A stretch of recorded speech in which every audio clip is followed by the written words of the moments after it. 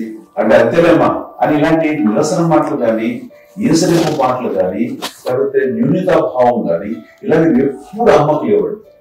వచ్చే అబ్బాయి ఏం చేసి పెట్టడా చెప్పండి అంటూ చాలా పాజిటివ్ ఉంది. ఇప్పటికీ కూడా తను సపరేట్ ఇచ్చుకుంటు మా ఇంట్లో మిగతా అందరూ వేరు ఎందుకంటే అమ్మకి మోస్ట్ స్ట్రెస్ బస్టర్ వచ్చేసినా లేకపోతే ఏదో రిలీఫ్ ఏంటంటే కిచెన్ కూర్చొని వండి అందరికి పెట్టాం. ఇప్పటికీ కళ్యాణ్ బాబు అక్కడక్కడ తిరిగేసి ఎక్కడెక్కడో చేసి నిరసన చేసి చేసి వస్తే అమ్మకి చాలా జాలి. అదేదో ఇంక మేము గుడ్లో కష్టపడుతున్నాం కానీ 6 గంటల్లో వెళ్ళేదో మీ టీవీలో వాటిలో ఎక్కువగా చూపించేసరికి వాడే కష్టపడతారు, కష్టపడలేదు ఫీల్ అమ్మకి. అందులో రాగానే ఎలా వచ్చావా అని అమ్మ ఎక్కడ కళ్యాణ్ బాబు ముందు అమ్మలో కానీ ఎక్కడ కళ్యాణ్ బాబు తను ఎక్కడ ఉంటాడో ఏ ఉంటుంది తెలుసు. అది చేసిన తర్వాత ఎక్కడ తను వాడికి ఇష్టమైన బిర్యానీ అవి చేసి చక్కగా పంపించి అన్ని చేస్తుంది. అట్లాగా బిడ్డలకి పెట్టడమే తప్ప బిడ్డల నుంచి ఈ వయసులో ఎక్స్పెక్ట్ చేయడం లేకపోగా కొంచెం పట్టించుకోవట్లేదు అనే ఒక న్యూనత భావంలోకి వెళ్ళిపోయి సైకలాజికల్ డిప్రెస్ అయ్యే మదర్ నమ్మకం కాదు. ఆ రకంగా మనందరికీ భరోసా. మేము కూడా పెద్ద అయినా బిడ్డలు వాళ్ళ ప్రవృత్తి ఉద్యోగ రీత్యాల వాళ్ళ వృత్తి రీత్యా వాళ్ళు దూరం అయిపోయి మనల్ని చాలా కమ్యూనికేషన్ గ్యాప్ వచ్చినా సరే బిడ్డలు నాకు దూరం అయిపోయి పట్టించుకోవట్లేదు. ఇలాగే చూసావా వెళ్ళి ఎంత ఇదిగా వదిలేవాళ్ళు గురించి ఇప్పుడు ఏమైపోయాను అని ఇంత పింఛన్ బాధపడలేదు వాళ్ళకి అంటూ నెగిటివ్ సైడ్ ఆలోచించే విధానం లేనే. అది మా అందరికి ఎంత కంఫర్టబుల్ అంటే అంతే కదా. ఎందుకోకపోతే మాధవ చూసుకుని మాధవ లేకపోతే నాగబాబు వెళ్ళిపోతాడు కడియడం వల్ల మా విజయ్ చూసుకుంటున్నది సరే నాకు కళ్యాణ్ బాబు తను చూసుకుంటాడు. ఇలా ఎవరో కూడా వెళ్తూ ఉంటాం. అమ్మ మాత్రం అది వెరీ గుడ్ హెల్దీ.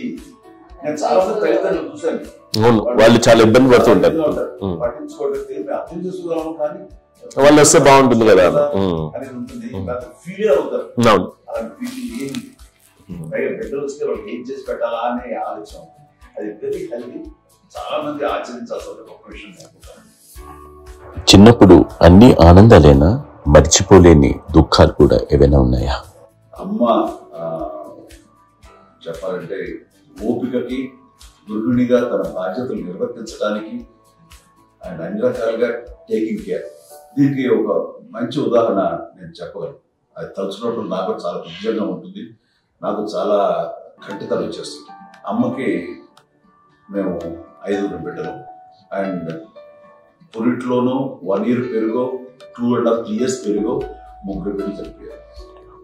నాకు గుర్తెరిగి పొన్నూరులో నేను 6th class చదువుతున్నాను. అప్పుడు రమణ అనే ఒక అమ్మాయికి 2 years. రమణ అంటే మా ముగ్గురికి కంటే పెద్దది, మామూలు కంటే పెద్దది, కళ్యాణ్ బాబు కంటే పెద్దది, మాకంటే మధ్యలో దుఃఖిపోయాడు. తనకి అప్పట్లో మా నాన్నగారు ఉద్యోగం ఇచ్చా క్యాంప్కి వెళ్ళిపోతుండేవారు. ఏమి ఉంది నాన్న చెప్పాలంటే ఫుడ్లో కష్టపడేవారు. నాన్న చెప్పాడు నాగో చెప్పాడు. కానీ ఇంటి బాధ్యత, ఇంటి పనులు, రోగాలు వచ్చిన రుషులు వచ్చిన హాస్పిటల్కి తీసుకెళ్లాలట ఏదైనా సరే అమ్మే పడేది. ఆ శ్రమ తీసుకున్న టైంలో అమ్మకి అసిస్టెంట్ నేను సహాయపడుతుండేవాడు.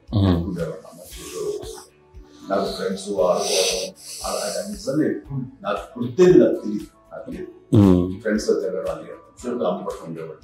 అలాంటి నేను ఆ పని పిల్లకి బ్రెయిన్ ఫ్యూర్ వచ్చింది. ప్రభుత్వ ఆసుపత్రి పొన్నూరులో ఆ పిల్లని చేర్పించినప్పుడు 2-3 days అయిన తర్వాత ఒక బ్యాడ్ న్యూస్ వినాల్సి వచ్చింది. తెల్లరికి కాన్షియస్ పోయింది. ఏం చేయాలో తెలియదు. అమ్మ వయసు చిన్నదే. ఇద్దరు తీసుకుని ఆ బిడ్డని ఒళ్ళో పెట్టుకుని శవాన్ని డెడ్ బాడీ రిక్షాలో ఇంటికి ఇప్పటికీ నాకు గుర్తు ఆ విజువల్స్. అని నాన్నకి తెలియదు ఏ విషయం, నాన్న ఎప్పుడు వస్తారో తెలియదు, ఎలా కమ్యూనికేట్ చేయాలో తెలియదు. అది తీసుకుని వెళ్ళిన తర్వాత ఇంట్లో గొడవ పెడుతుంటే ఏం చేయలేదు. చుట్టుపక్కల ముస్లిం సోదరులు ఉండేవాళ్ళు ఫ్యామిలీస్. మసీదు పొన్నూరు మసీదు పక్కన మా ఇంట్లో ఆ ఇంట్లో అందరూ వచ్చి చూసేవాళ్ళు, వాళ్ళే హెల్ప్ చేసేవాళ్ళు. ఏం చేయాలో తెలియదు. నెక్స్ట్ రిచువల్స్ ఎలా చేయాలో, గంపకం ఎలా చేయాలో తెలియదు. అందరూ తను చిన్నది, మిగతా పరిసరులే. సో అలాంటి పరిస్థితుల్లో కమ్యూనికేషన్ చుట్టుపక్కల వాడు మీద వచ్చి చేయాల్సిన కార్యక్రమాలు చేశారు. ఆ సమయం నాకు ఎక్కడో కమ్యూనికేట్ చేసి డిపార్ట్మెంట్ ద్వారా జ్ఞానం వచ్చేసరికి అన్నీ అయిపోయింది. ఇప్పటికీ నాకు నిజంగా మేము ఇలా ఎన్ని పురుషులు ఎన్నుకుంటున్నాం అంటే ఎలాంటి ఇది లేకుండా జాగ్రత్త అనే ఒక హెచ్చరికలాగా చేస్తూ అండ్ మనకి చాలా సపోర్ట్ చేశారు.